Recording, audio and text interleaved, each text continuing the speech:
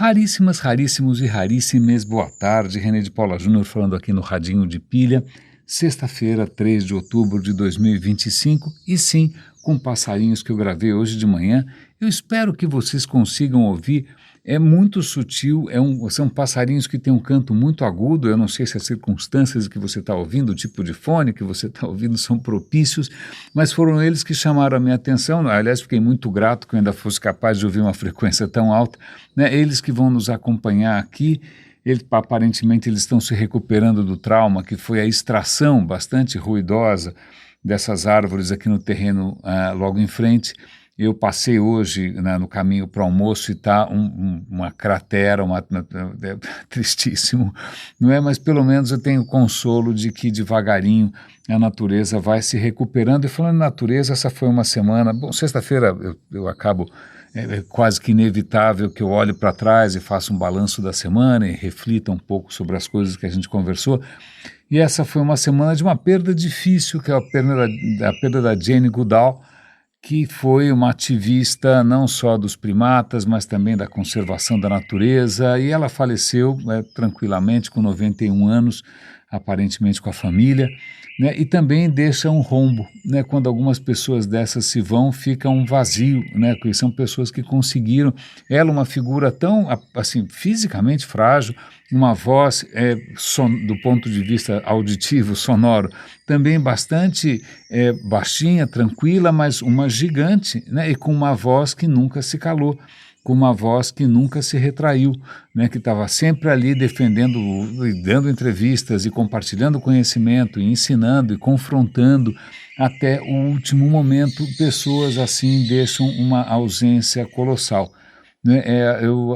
Talvez uma maneira de você avaliar o tamanho de alguém não é pela posse, pelo patrimônio, né, por quantos imóveis, não, mas é pelo rombo que ela deixa, né, o vazio que ela deixa. Quem preenche, eu não sei. Né? Mas é interessante porque eu acho que uma coisa que talvez tenha alavancado a carreira dessa moça foram justamente algumas imagens. Eu quero focar um pouco nessa questão de imagens, porque, veja, algumas fotos, né, se eu penso na Jane Goodall, eu penso certamente em algumas fotos, ela com um chimpanzé nos ombros, ela de repente estendendo os braços para um bebê chimpanzé. São imagens que, eu sei que tem essa história de que imagem vale mil palavras, eu sei que é um chavão, mas realmente algumas dessas imagens elas têm um valor quase icônico, né, mítico. Isso funciona tanto para o bem quanto para o mal. O dia que cometeram aquele atentado contra o Trump, que ele tomou um tiro na orelha, e ele teve o reflexo, que eu lamento imensamente, de fazer um punho fechado, como se fosse um gesto de desafio, né? E um fotógrafo fez uma foto gloriosa, eu falei, pronto, acabou. Né? Esse é o tipo de foto que cria uma mitologia para o resto dos tempos. Então, quanto do que a gente, sei lá, gosta ou não gosta, desgosta ou acredita ou defende, tem a ver com, às vezes, uma imagem só. Né? Acho que para muita gente Che Guevara é só uma camiseta, graças aos céus, porque eu não tenho nenhum encanto por uma figura que foi sanguinária, né? Não é nem por uma questão política ou não, né? Se ele é de esquerda, de tanto faz, mas que foi alguém que realmente matou gente à torto e à direita. Eu não conseguir romantizar uma pessoa dessa por conta de revolução nenhuma. Né? Mas essa questão desse quase mitificação, essa capacidade, essa tendência que a gente tem irrefreável, né, de tornar algumas imagens como se fossem, sei lá, sagradas, como se fossem como ícones. Bom, não preciso dizer quantas religiões e quantas mitologias exploraram isso, certo? Certo. Aliás, é maldita a hora em que o faraó Ramsés II, no Egito, teve a ideia de fazer estátuas colossais dele mesmo, porque aí todo sociopata, todo psicopata em busca do poder a qualquer custo, o cara fala, eu também quero. Né? Daí para frente, essa história de fazer estátuas maiores do que qualquer coisa, né, virou a marca registrada de qualquer candidato a ditador, etc, etc, etc. E falando em história, falando em ditadores e falando em mitos, eu continuei ouvindo o podcast da Mary Beard, que se chama Instant Classics, né? Ele está meio confuso, porque ela está de vez em quando falando da Odisseia de Ulisses. Aí eu acabei de ouvir 2 episódios que não tinham a ver com clássico nenhum, mas que tinha a ver com Roma de qualquer maneira, interessante. Um deles era sobre o Circo Máximo. Circo Máximo, se você já foi para Roma, tem uma área gigante lá, meio descampada, não é? Que ali seria o Jockey Club de Roma, né? Onde eles faziam corridas de cavalos.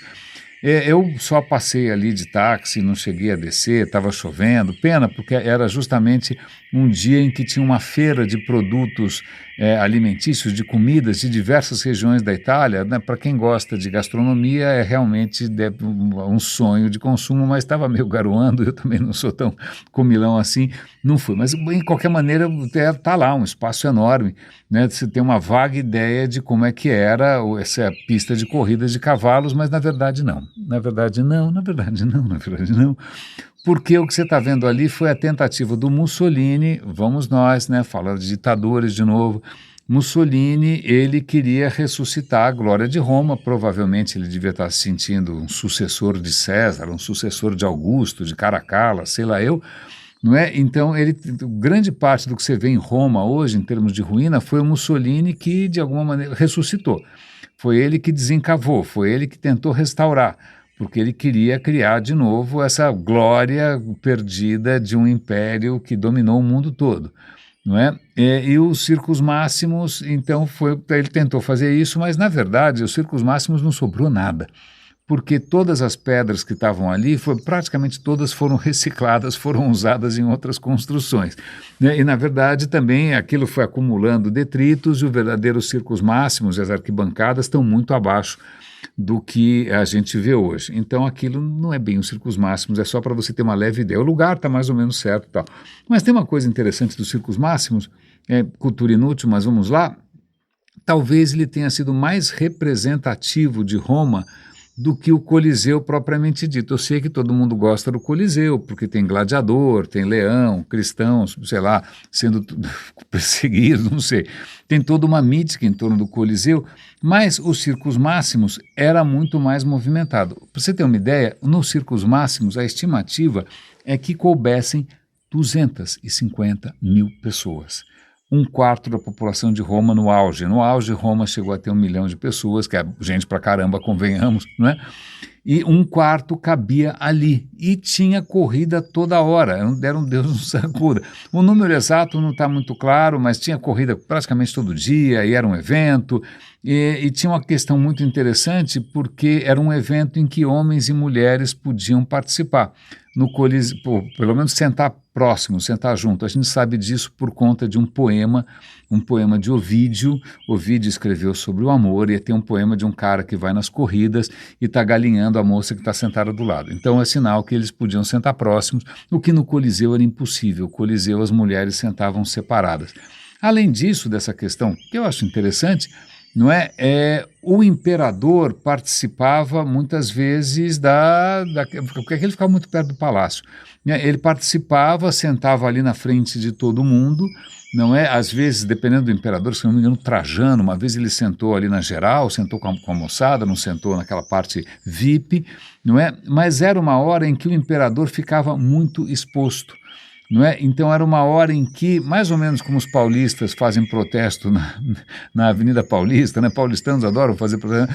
Se é para fazer algum protesto em Roma Antiga, você vai fazer nos Circos Máximos. É muita gente lá. É lá que eles vão reclamar de imposto, é lá que eles vão reclamar de sei lá do que, do trigo, do pão, e o imperador está ali para ver e para ouvir, não é?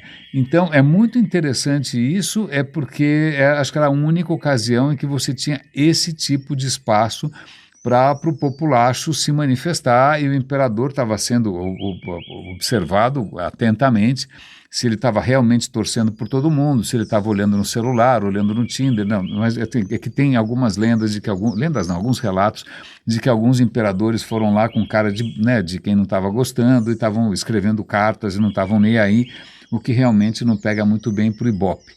É muito interessante essa questão. As corridas eram tinha provavelmente muito dinheiro envolvido, né? Você teve ali o cara que corre, lá como é que chama? Não chega a ser um jockey, porque na verdade é uma corrida de biga, não é uma corrida de cavalo, né? É uma carrocinha ali que o cara fica ali atrás com 2 cavalos, né? Acho que tem um filme com como é que chama, meu Deus do céu? Esqueci, acho que é Espartacus, que acho que tem uma correria aí, qual é a palavra mesmo? Reconstituição bastante interessante, né? E esses caras que eram superstars, o cara podia ficar muito rico. Tem ali um monumento em Roma dedicado a um cara que ganhou centenas, ou sei lá, 1000 vitórias, né, nos circos máximos, para cada... Aliás, é uma coisa interessante, porque eram vários times, azul, amarelo, tudo ligado à cor, né? E ele participou, ele era meio mercenário, pulava de um time para o outro, tal, mas na verdade o que ele acumulou de riqueza dava para sustentar a cidade de Roma com pão, sei lá, um ano inteiro. O cara ficou podre de rico.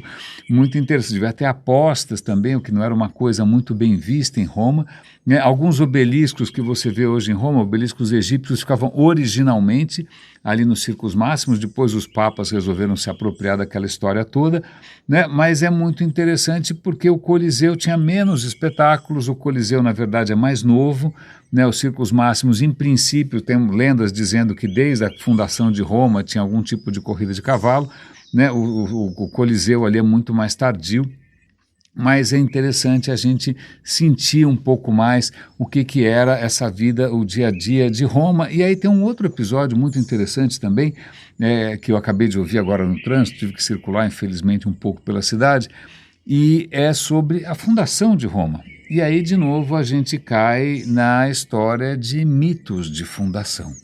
Não é? Mitos de fundação, mas tem algumas coisas ali que são interessantes. Vou primeiro falar só dos mitos mais frequentes. Você já deve ter ouvido falar que 2 bebês gêmeos foram injetados a história varia, né? E aí eles foram injetados, aí eles foram amamentados por uma loba, e essa loba, num certo momento, um pastor, sei lá, um casal de pastores adotou os meninos. Esses caras resolveram pegar um lugar ali que não era muito propício, um lugar meio besta, e resolveram criar Roma ali, era Rômulo e Remo, né? Os 2 irmãos fundaram a cidade, mas eles rapidamente entram numa discussão qualquer sobre, sei lá o que, limites, não sei, e Rômulo mata Remo. Rômulo mata Remo, é um fratricida, certo?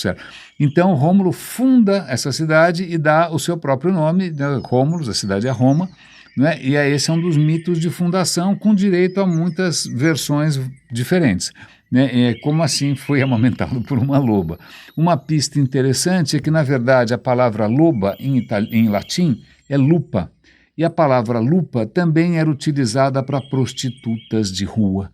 Aí faz mais sentido, sei lá, alguém enjeitou as crianças, a prostituta pegou, cuidou durante algum tempo, aí provavelmente tinha mais o que fazer, né, tinha que pagar as contas e deixou com um casal de pastores. Essa história é muito interessante, mas isso pode ser muito provavelmente um mito, não é? Existem outros mitos. Na hora que de repente o Júlio César é assassinado e o Otaviano resolve virar o Todo-Poderoso, que ele vai se autoproclamar como Augusto, né? Ele precisa de uma história bacana, né? Onde já se viu o imperador, essa coisa nova, inédita, né? Não ter uma história, um mito de fundação.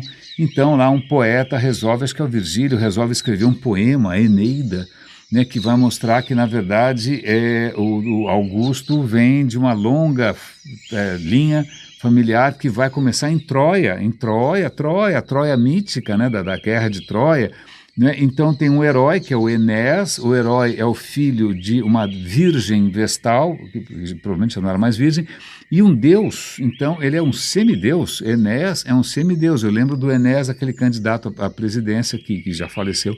Eu acho que não era esse o caso. Mas Enéas era filho de um deus, adivinha que deus que era? Marte, o deus da guerra, com uma virgem vestal. Então, esses eram os pais de Enéas. Enéas foge da Troia, a Troia está sendo destruída, ele foge. Aí ele pega lá um barquinho e um belo dia vai parar, adivinha onde é Roma, e ele resolve fundar ali Roma, e ele então seria, né, o fundador de uma linhagem, imagina, uma linhagem com origem divina, que por acaso vai terminar no imperador. E o Virgílio é um sem vergonha, que pelo visto não tem a menor vergonha na cara de inventar uma história dessa para agradar o Todo-Poderoso. Mas tudo bem, esse é um outro mito de fundação. Mas o que é mais interessante é que se você for a Roma no dia 21 de abril de qualquer ano, você vai pegar Roma em festa, porque Roma considera do 21 de abril a data de fundação de Roma. Peraí, se a gente não sabe muito sobre a fundação de Roma, se tudo é mito, se tudo são umas histórias de louco, como é que alguém chegou à profunda conclusão que é dia 21 de abril com um ano definido, 753 a.C.? Então, no dia 21 de abril de 753 a.C., Roma foi fundada segundo quem? Segundo um louco perigoso, segundo um acadêmico, né, um estudioso romano, que era o Varro. Ele juntou lá uma história daqui, uma história dali, tentou compatibilizar quantos reis, quem era filho de quem dormiu com quem, etc. e tal. Ele foi fazendo uma conta para trás e chegou a essa profunda conclusão que foi em 21 de abril de 753, o que obviamente não faz sentido nenhum, porque como assim? O que mais não adianta, isso virou mito, talvez você tenha aprendido na escola quando Roma foi fundado, deve ter ouvido essa história do Rômulo e Remo, essas coisas, essas narrativas, perdão, limpando um pouco a garganta aqui, essas narrativas, elas são sempre mais interessantes do que chegar um historiador e falar, na verdade a gente não sabe, na verdade provavelmente essa área aqui de Roma já estava ocupada antes, sei lá, alguém chegou depois e a coisa foi começando, né, porque essas tentativas todas, provavelmente aquele povoado surge mais ou menos uns 800 anos antes de Cristo, não é? Mas quem fundou, quem não fundou, se era filho de algum deus, se teve alguma loba, aí o resto é história, né? História que os caras vão ficar discutindo centenas de anos depois, e é literalmente centenas de anos depois, é como se a gente estivesse aqui no ano 2000 discutindo alguma coisa do século XIII, é a mesma coisa, né? É a mesma distância que os caras estavam quebrando a cabeça.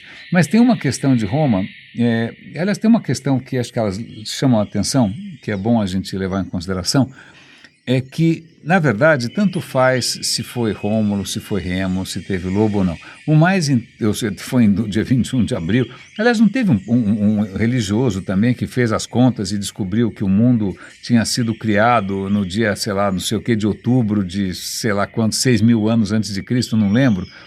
Teve um caso também na igreja de alguém que resolveu fazer lá uma certidão de nascimento para o universo, que errou um pouquinho. Não foram 6.000 anos, a gente sabe hoje que são 13,8 bilhões de anos. Aliás, vou dar um link para uma reportagem muito interessante em que um cientista está dizendo que agora ele já tem mais ou menos pistas de quanto tempo o universo vai durar. Ele está chegando à conclusão que a constante gravitacional é negativa, então, ou sei lá o que é negativo, isso significa que o universo começou a se expandir muito rápido, vai reduzir essa taxa de expansão e, num certo momento, ele vai começar a voltar tudo para trás e vai parecer uma bola de papel alumínio, né? vai murchar e vai virar uma bolota. Então vai ser o Big Crunch, a estimativa dele é que daqui a 33 bilhões de anos, né, o universo vai voltar tudo para trás, né? A gente está na adolescência, na juventude do universo. O universo tem 13,8, mais uns 20 e poucos bilhões de anos, a coisa começa a reverter. O que eu lamento informar, né, para quem de alguma maneira ainda acredita que, sei lá, alguma coisa é eterna e não, o universo aparentemente não vai durar tanto. Mas vamos voltar aqui. O que é interessante de qualquer mito de fundação é porque ele fez sucesso, ou porque que as pessoas o adotaram, ou porque que as pessoas se identificam com ele, porque podia falar, cara, não gostei, traz outro aí, né, sei lá, não é? Mas se as pessoas se identificaram, vale a pena a gente entender, vale a pena a gente estudar. Por que de repente Rômulo seria filho de Marte? Vale lembrar que Roma tem uma história bastante associada à guerra, né? Foi um império bastante agressivo, né? Onde o exército, a maneira como o exército foi organizado foi bastante inovadora, o papel que o exército tem, que as forças armadas têm, que a guarda pretoriana tem, é impressionante. Então, aí ela se gaba muito dessa coisa viril, dessa coisa máscula, né? Então, por que não ter como pai o deus da guerra? É o que deu ter escolhido o outro, né? Mas tudo bem. Mas tem uma questão que acho que aí vale a pena a gente trazer para o nosso mundo atual. A gente vê esses malucos todos, né? O Trump, o próprio Elon Musk, né? Saudações como se fosse a saudação de César ou a saudação nazista, tanto faz, Hitler, Mussolini, todos eles sonhando com a glória de Roma, né? O Washington é uma cópia dos monumentos romanos, dos prédios públicos romanos, essa fascinação com o Império Romano. Bom, primeiro, qual Roma, cara pálida, né? Primeiro porque Roma teve uma fase de reis, depois teve uma fase de república, aí tem guerras civis, tem o Júlio César, aí depois tem a fase dos imperadores. Qual Roma que você quer? Né, o experimento republicano foi muito interessante. Não terminou muito bem, o César resolveu subir no salto alto, né, não conseguiu o que queria, conseguiu, na verdade, 20 e tantas facadas, né, mas aí vem os imperadores que você fala, isso é legal, não é legal, isso é uma tirania disfarçada, que história é essa? Né, ainda meio querendo dizer que continua sendo democracia, é esquisito. Não é? Mas tem uma questão que é muito interessante, que esses candidatos aí, a bolsonaros, a trumpígulas, né? Que Roma, desde o começo, foi uma cidade de estrangeiros, foi uma cidade de gente que veio de fora. Né? Mesmo no mito de criação de Rômulo e Remo, quando Rômulo percebe que não tem ninguém ali para fazer uma cidade que preste, ele anuncia aos quatro cantos, fala, olha, este lugar é um asilo, não importa o que você tenha feito em qualquer lugar, se você foi exilado, se você foi ostracizado, se você foi defenestrado, tanto faz, vem para cá, a gente é uma mãe, vem para cá e vamos construir esse negócio juntos.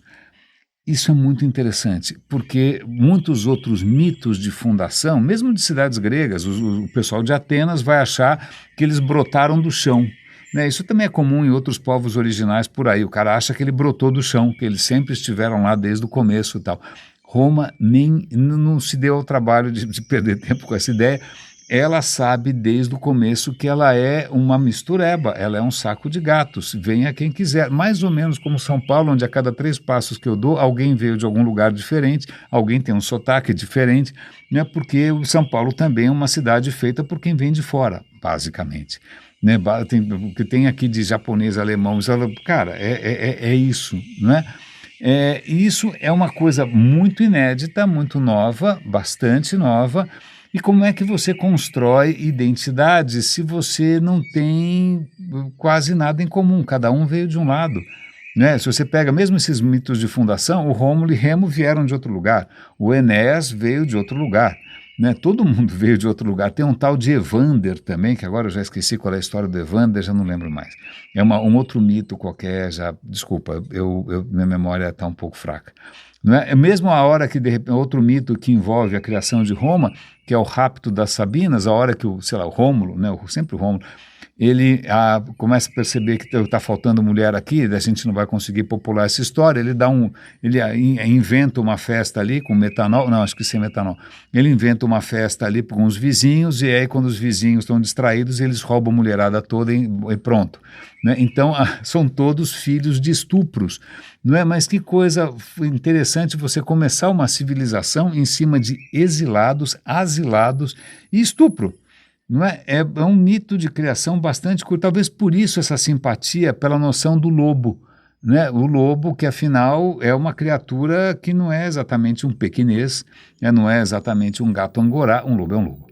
Né? Então você cria uma identidade, como é que você cria identidade? Com mitos, com histórias de fundação, né? Que vão fazer com que você se sinta pertencedor a uma coisa que ultrapassa a sua própria identidade, a sua própria limitação pessoal, né? E a gente fica se perguntando agora com o que mitos agora que passam na cabeça de um Trump quando ele vai querer fazer a América grande de novo, que América que ele está falando, quando que ela foi grande, qual foi a época ideal dele, né? E por que esses caras todos, na Europa inteira, os caras estão esquecendo que a grandeza de Roma veio justamente do fato dela ter sido plural desde o começo, ela foi diversa desde o começo, né? Imagina, num certo momento, o imperador Caracalla de Roma já era gigante, já tinha dominado vários territórios, né? Nem todo mundo era legitimamente romano, né? Alguns eram povos que tinham aderido, povos que tinham sido conquistados. Chega no momento que o Caracalla faz o gesto máximo. A partir de agora, todos são cidadãos romanos, não importa onde você esteja. Não é? É exatamente o oposto do que está acontecendo nos Estados Unidos, do que está acontecendo na Itália, do que está acontecendo até mesmo na Inglaterra, que você tem protestos anti-imigração. Né? É muito curioso essa coisa seletiva, né? A gente só querer Roma, quer dizer, dos arcos do triunfo, das estátuas colossais, dos prédios magníficos, cara, desculpa, a força de Roma era justamente a diversidade. A força de Roma, né, tudo bem que ela, não estou defendendo aqui, não era, ninguém era santo, né, ninguém escolhe Marte como o seu patrono, né, pelo menos Roma, Atenas ainda tinham escolhido Palas Atena, é uma coisa um pouco mais tranquila, mas simplesmente o fato os mitos que a gente acaba escolhendo acabam dizendo muito sobre a gente, né? O fascínio que tanta gente tem pelos grandes, pelo Alexandre o Magno, que para mim de Magno não tem nada, pelo Júlio César, pelo Napoleão. Aqui no Radinho a perspectiva é um pouco diferente. Eu costumo considerar esses caras merecedores de terapia prolongada, porque são todos psicopatas que têm uma fome de poder completamente inexplicável. Mas quem sou eu? Acho que eu não represento tanto assim na fila do pão. E vamos ver que histórias mais eu trouxe aqui para vocês. Tem uma história que é interessante, desculpem estar divagando um pouco mais, mas é que, sei lá, sexta-feira eu me permito essas coisas um pouco mais viajandonas. Mas a gente falou aqui da origem do universo, 13,8 bilhões de anos atrás, a gente falou outro dia, do que a gente falou, a gente está sempre falando dessas coisas, né? Mas tem uma questão interessante que quase 20 anos, foi lançada uma sonda, né, na direção de Saturno, era a sonda Cassini. A sonda Cassini passou algumas vezes perto de uma lua de Saturno, né, já que a gente está falando de deuses gregos aqui, deuses romanos, né, Saturno, ele passou perto de uma lua chamada Encélados. E quando ele passou perto de Encélados, que é uma bola de gelo, em princípio, é o que a gente consegue ver, está congelada, porque é um frio desgraçado, está lá longe e tal, ele percebeu que Encélados lançavam jatos de água, parecia ser água, de vapor, né, lançava assim, como se fosse um geyser. Não é? E aí a Cassini passou por um desses jatos, mas passou relativamente longe, fez algumas medições. Em 2008 ela passa novamente, agora quase que na base do jato, muito próximo, né? Pega logo de cara, bum, toma um jato na testa. E só agora que os caras perceberam, reanalisando os dados, que o que essa sonda constatou nesses jorros de água é que ali havia substâncias químicas interessantes, substâncias químicas relativamente complexas, substâncias químicas que, ok, não quer dizer que tenha vida lá embaixo, algum tipo de monstro marinho, não, mas talvez elas possam ser ou originadas por alguma forma de vida, ou elas podem, em algum momento, criar ali as condições, as moléculas, que podem sim se organizar de uma maneira que a gente chame vida. Então, veja, os cientistas estão agora, anos depois, né, peneirando ali os dados, peneirando toda a espectroscopia que os caras fizeram, sei lá o que mais que os caras fizeram lá, e estão percebendo que talvez, veja, Saturno, deixa para lá, Saturno é um monstro gasoso, aparentemente se tiver vida ali vai ser uma coisa muito diferente do que a gente imagina, mas na Lua, Encélados, como você tem água, né, água é uma coisa mais familiar para a gente, a vida baseada em água é uma coisa que a dificuldade de você fazer exobiologia, ou seja, biologia fora daqui, é que a gente só tem um caso de vida no universo, que a gente conhece, que é o nosso. Então a gente não sabe se dá para ser de outro jeito. A única maneira que a gente conhece foi essa, porque só aconteceu uma vez, certo? Só aconteceu, que a gente saiba, né? É perfeitamente possível que esteja acontecendo coisas parecidas em qualquer outro lugar do universo, porque afinal a física e a química são as mesmas. Não precisa de nenhum criador que só trabalha uma semana na vida, não precisa de nada. É só juntar as condições. E talvez Encélados, quem diria que é uma lua gelada, aparentemente tem um oceano embaixo da crosta, não é tão grande assim, Encélados tem 500 quilômetros de diâmetro, mais ou menos, é pequenininho, mas quem disse que não? Está vendo? Mesmo lá, né, as leis da química, as leis da física são as mesmas, você tem um pouco de energia sobrando, você tem água, né, as moléculas estão se formando, então agora estão planejando uma sonda para, de repente, eventualmente posar em Encélados, quem sabe, né, medir ali para ver se não foi engano, se de repente não foi a radiação cósmica que provocou essas coisas todas, né, mas até lá eu vou estar morto, porque a data da missão é 2054.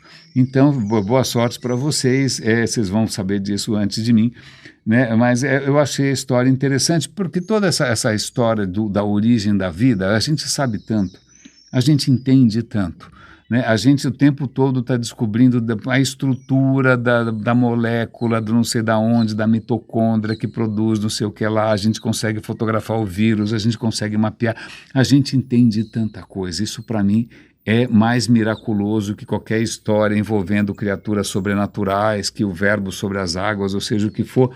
Mas agora, só para a gente encerrar esse longo delírio, essa longa divagação, ontem eu estava fascinado com um vídeo interessantíssimo sobre a comunicação no Japão, que é uma comunicação onde a parte verbal é uma das partes, né, onde você não necessariamente comunica as coisas verbalmente, você pode comunicar pelo seu gestual, pela sua postura, pela sua expressão facial, né, porque na cultura japonesa algumas coisas são muito, muito delicadas.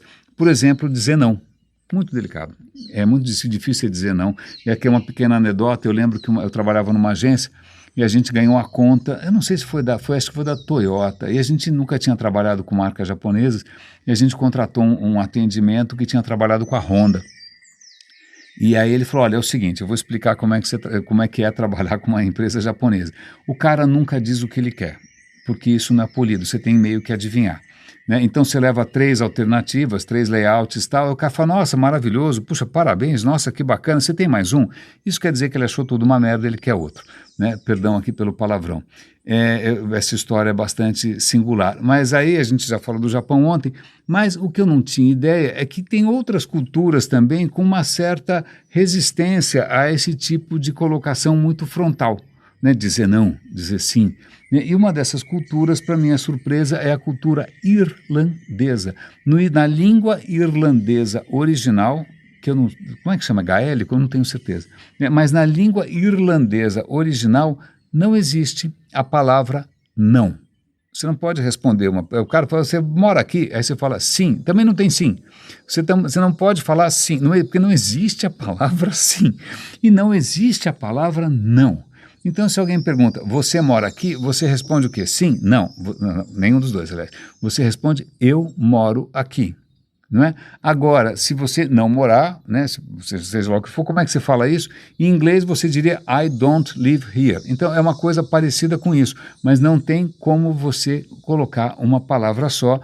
E o cara que está narrando isso no vídeo no Instagram, ele está associando isso justamente com uma narrativa de identidade irlandesa, né, uma identidade que prefere a harmonia, que prefere a conversa, né, que prefere puxar prosa, do que ser tão brusco assim de interromper tudo e acabar com o papo, simplesmente com um grande não. Eu achei essa história absolutamente genial. E tem uma questão curiosa, a gente nunca vai saber porque o ChatGPT é um absoluto mentiroso. Aliás, eu vou dar uns links aqui para o ChatGPT, ele vai me ajudar com 2 questões que eu acho que podem ser bastante ilustrativas. Um pouco sobre os mitos de Roma, ele dá uma condensada aqui nos mitos. Também é a questão para o não, a ausência do não no irlandês, ele validou isso para mim. Não é? Mas tem uma outra questão que eu acho que vale a pena a gente começar a fazer, é usar o ChatGPT com um pouco mais de frequência, para validar propagandas enganosas. Apareceu para mim, né, no Instagram, ou sei lá, acho que foi no Instagram, né, um anúncio super bem produzido, uma coisa meio técnica, era uma água, chama Hidrapura, vou até mencionar o produto porque é realmente delirante, né, e eles estão propondo uma água que é uma água estruturada, uma água hexagonal, né, e que aí tem um processo que eles usam ali que libera hidrogênio, então uma água hidrogenada, e isso vai fazer com que você durma melhor, vai fazer que você fique mais desperto sem cafeína, vai tornar seu cabelo mais lindo, sua pele mais macia. Não estou brincando, a quantidade de coisas que eles prometem com essa bendita água, sei lá o que, estruturada, hexagonal, hidrogenada, é um delírio, e são vários produtos, tem um deles ali que você tem que ficar com, pagar uma assinatura, porque é uma pastilha que você joga dentro da água, ela borbulha, o que é um sinal de que ela está gerando antioxidantes. 1 litro dessa água vale mais do que 200 laranjas. Uau, eu nunca vi uma coisa dessa. Então, o que eu fiz foi perguntar para o ChatGPT, vírgula, que merda, desculpa, o que é isso? Né? O que é isso? E aí é bom a gente fazer isso porque, primeiro, ele deu uma belíssima analisada nos argumentos todos de venda, ele vai destrinchar um por um, ele falou, desculpa, cara, não está comprovado que hidrogênio faz diferença nenhuma. Segundo, se você fizer eletrólise da água, o hidrogênio vai desaparecer em 5 segundos porque é o que o hidrogênio faz, ele não está nem aí. Terceiro, se o hidrogênio reagir com alguma coisa, você vai ter algum resíduo tóxico nessa água. Ele vai desmantelando essa história toda, inclusive a ideia de que existe algum tipo de água hexagonal. Cara, a água vibra que nem uma louca. A água só fica em algum tipo de estrutura quando ela congela, não quando ela está a temperatura ambiente. Então, ele tá aí, achei uma excelente utilidade, que é simplesmente você fazer um fact-checking dessas alegações mirabolantes com relação à saúde, e eu sei que as pessoas caem nisso, porque, de novo, a gente adora uma narrativa, né? Agora, os recursos dessas narrativas mitológicas são parecer científicas, o cara vai citar números, ele vai citar substâncias que você não sabe exatamente quem são, ele vai dizer que esse foi citado em papers de Oxford, que não tem link nenhum, né? Então a maneira hoje de você construir mitos mudou um pouquinho, né? Mas a gente continua caindo feito pato, quem sabe o ChatGPT consegue nos ajudar com isso. Raríssimos e raríssimas, eu sei que foi um episódio um pouco mais, digamos assim, cultural, um pouco mais histórico, mas eu prefiro, eu gosto de reconhecer, mesmo em coisas da antiguidade, coisas que realmente continuam fazendo parte do nosso pacote humano, né? A nossa, é quase inevitável a nossa atração, né, por narrativas mitológicas, narrativas míticas, nessa necessidade de você pertencer, essa necessidade de você arrumar alguma história que valide, a fascinação de algumas pessoas por figuras de poder, isso aparentemente não muda, a gente continua elegendo pequenos Neros, pequenos, né, Calígulas, pequenos Heliogábalos, né, e a gente continua caindo nas mesmas armadilhas. Não é? Raríssimos e raríssimos, eu vou deixar vocês com esses passarinhos que finalmente estão retornando aqui ao nosso cenário. Cuidem-se, por favor, um grande abraço e até segunda-feira.